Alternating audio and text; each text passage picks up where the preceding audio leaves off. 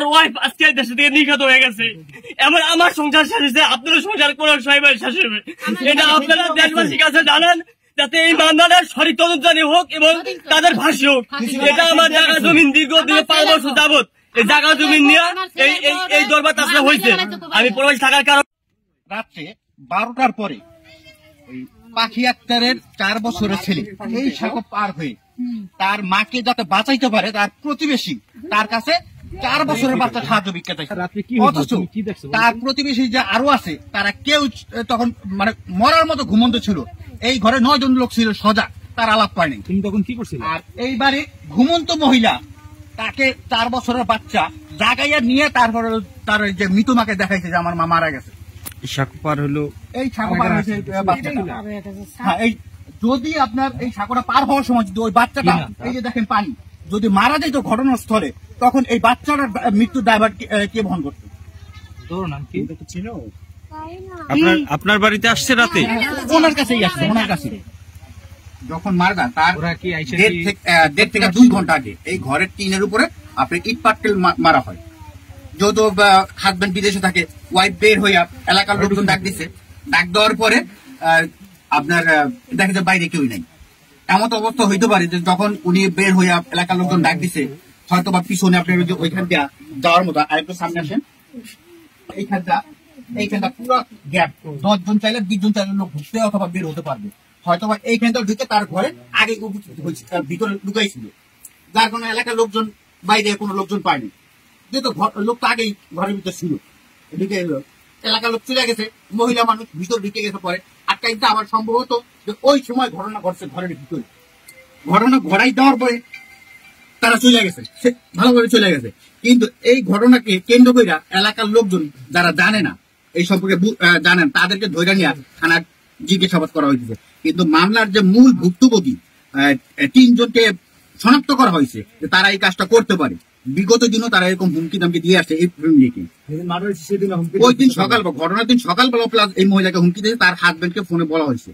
কিন্তু তাদের সেই 3 জনকে আইনের বাইরে রেখা গ্রামের সাধারণ মানুষকে জিজ্ঞাসাবাদ করা হয়েছে, তাদেরকে জিজ্ঞাসাবাদ করা হইতেছে না। তা আমরা চাইতেছি যে সেই 3 জনকে আইনের আওতায় না, তাদের কঠিনভাবে জিজ্ঞাসাবাদ করা হোক, তাদের কাছ থেকে বক্তব্য স্বীকারোক্তি বের করা হোক এবং এটার বিরুদ্ধে কঠোরতম ব্যবস্থা গ্রহণ করা হোক। যদি কঠিনতম তদন্ত দরকার হয়, সরকার যাতে এই তদন্ত করে। এখানে লাশ আনার পরে দারোগা জিজ্ঞেস করছে যে আপনাদের সন্দেহপূর্বক কেউ আছে কিনা। এইখানে আমার চাচাই, ফুপু প্লাস ভাবির আম্মুরা যারা আছে একবারের জায়গায় 10 বার করে বলছে যে আমরা 3 জন সন্দেহপূর্বক 3 জন আছে, প্লাস নাম সহ দাগ করে দিছে। এখন সবই তো ঠিক আছে, সেই সময় লিখলেও সাদা পেপারে তারা সবকিছু লিখে বক্তব্য লিখে নিয়ে গেছে, টাইপিং এ কেন তারা ওই প্রধান আসামি 3 জনকে দিল না? জবাবদিহি এইটাই আর কি, দাবি একটাই যে আমরা ন্যায় বিচার চাই, প্লাস হচ্ছে তাদের এটা জবাবদিহি করতে হবে যে তারা সবার বক্তব্য অনুসারে কেন ওইখানে নাম 3টা লিখলো না। সবাইকে ধরা হয়, সেই 3 জনকে ধরা হয়, সেই 3 জনকে কেন ধরা? আমরা প্রধান আসামি 3 জন দিয়েছি, প্রধান আসামি 3 জন দিয়েছি, সেই 3 জন বাদে প্রত্যেককে ধরা হইতেছে, কিন্তু তারা ঘুরতেছে ফিরতেছে খাইতেছে কেন? পলি আক্তার আছে, ইউনিট সর্দার আছে, তারপরে শাহাদাত হাওলাদার আছে, এই প্রধান 3 জন আসামিরাই আমরা দিছিলাম। তো ওইখানে কারো কোনো ই নাই, তারা তাদের মতোই করতেছে। এখন তো একটাই কথা যে আমরা ন্যায় বিচার চাই, প্লাস পুলিশের কাছে আমরা চাই এই 3 জনকে আইনের আওতায় নেয়া, তাদেরকে রিমান্ড দিয়ে এমন ভাবে স্বীকারোক্তি তৈরি করুক এবং এরকম ভাবে বিচার প্রশাসনিক ভাবে করুক এবং সরকার করুক, যাতে জনগণ এটার উপর দেখা যাতে ভবিষ্যতে এরকম কোন অন্যায় করতে সাহস না করে। একজন প্রবাসী লোক, তার স্ত্রী একা থাকে বাড়িতে, স্ত্রী থাকে বাড়িতে, একটা বাচ্চা না, দুধের একটা বাচ্চা, যার বয়স আপনার 4 বছর।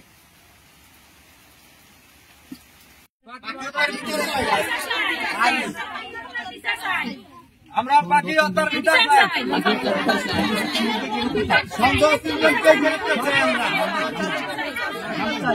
পলি আক্তার আর শাহাদাত আলাদার, এদের গ্রেপ্তার চাই। আমরা এই মামলা পিবিআর কাছে হস্তান্তর করতে চাই। আমার নাম মরিয়ম। স্বামীর নাম কি? জহির সরকার। গ্রামের নাম কি? গ্রামের নাম এনায়তনগর মাঝেরকান্দি। আচ্ছা, কি হয়েছে, কি ঘটনা? এই যে না, এখানে এই যে মেয়েটারে খুন খারামাত করছে, তার জন্য আমার স্বামীরে দৈরা নিছে।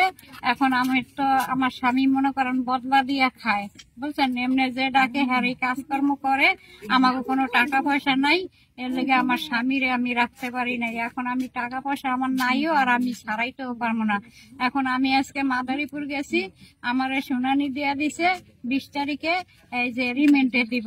তাহলে আমার স্বামী যদি অপরাধী হইয়া থাকে, তাহলে আমার স্বামীরে জানি সাজা শাস্তি দেয়। আর যদি আমার স্বামী যদি নিয়ে অপরাধী হয়ে থাকে, আমার স্বামীরে জানি ছাইরা দেয়। আমি আপনাকে দ্বারা এই আবদার করি।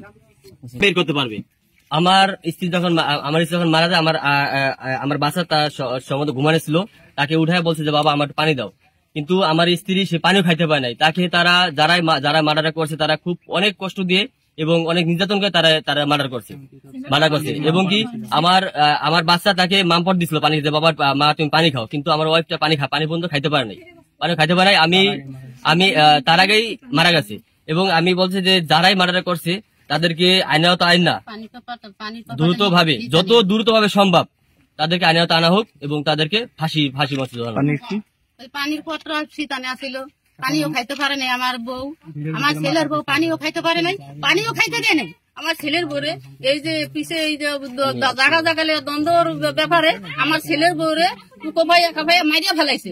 আমার নাতির পাশে শোয়া ছিল, নাতির দ্বারে পানি চাইছে, বাবা আমার একটু পানি দাও, পানি আমার বউ খাইতে পারে নাই, আমার নাতির পানিও খাইতে পারে নাই। স্যার এইটার বিচার আমি চাই। স্যার এটা কালকিনি থানা এটা লিখিত হয়েছে, 3 জনের নাম দিয়া, শাহাদাত, কলিয়া আক্তার, ইনুস সর্দার কে হাগত 3 জনের নাম দিয়া এটা একটা হয়েছে কি মামলা হয়েছে। আমরা মামলা আমাদের কইছে আসামির নামটা আমরা আসামির নাম দিছি।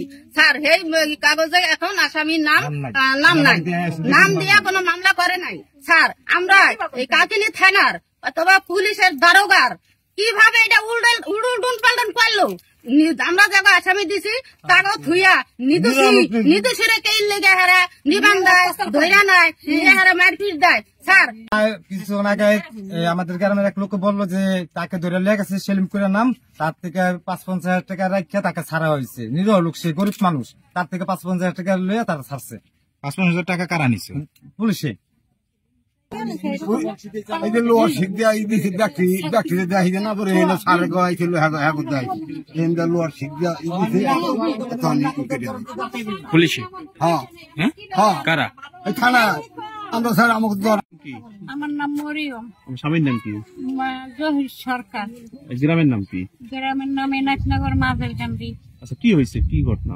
এই যে না এখানে এই যে মেয়েটারে খুন খারামাত করছে, তার জন্য আমার স্বামীরে দৈরা নিছে।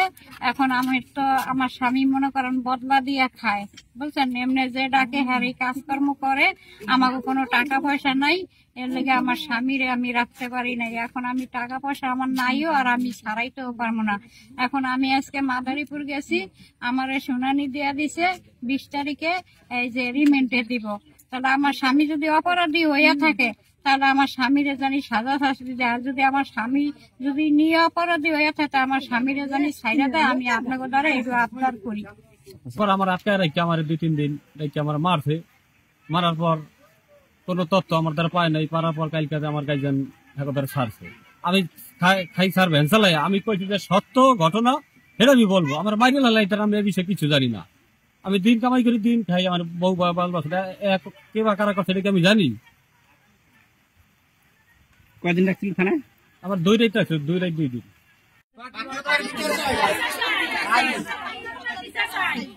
আমরা পাখি অন্তর বিচার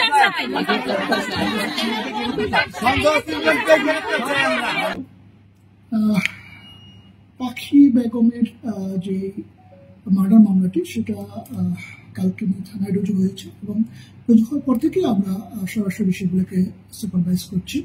তো এই মামলায় সন্দেহভাজন হিসেবে, যেহেতু মামলাটা অজ্ঞাতনামা আসামি দিয়ে করেছে, তো সন্দেহভাজন একজনকে আমরা গ্রেপ্তার করেছি এবং তার নাম হচ্ছে জহির, তাকে আমরা বিজ্ঞ আদালতে সুপর্দ করেছি। এবং এই ইস্যুটা নিয়ে আমরা অন্যান্য আসামি যারা জড়িত তাদের ব্যাপারে তদন্ত চলছে এবং তদন্ত এখনো যথেষ্ট গুরুত্ব দিয়ে আমরা ব্যবস্থা নিচ্ছি। তো আশা করছি যে আমরা একটা ক্লু পেয়ে যাব। এই ঘটনায় নিরীহ কেউ মানে হয়রানির শিকার হচ্ছে। না, এটা সরাসরি আমি এবং এসপি স্যার সরাসরি মনিটর করছি, সুপারভাইজ করছি। প্রত্যেকটা আসামি আমাদের নলেজে আছে, কে আসতেছে, কাকে জিজ্ঞাসাবাদ করা হচ্ছে, এটা প্রত্যেকটাই আমরা সুপারভাইজ করছি। আমি আপনাদেরকে আশ্বস্ত করতে চাই যে এই মার্ডার মামলা নিয়ে আসলেও নিরীহ কোনো লোক যাতে হয়রানির শিকার না হয় সেই বিষয়টা আমরা গুরুত্ব দিয়ে দেখব।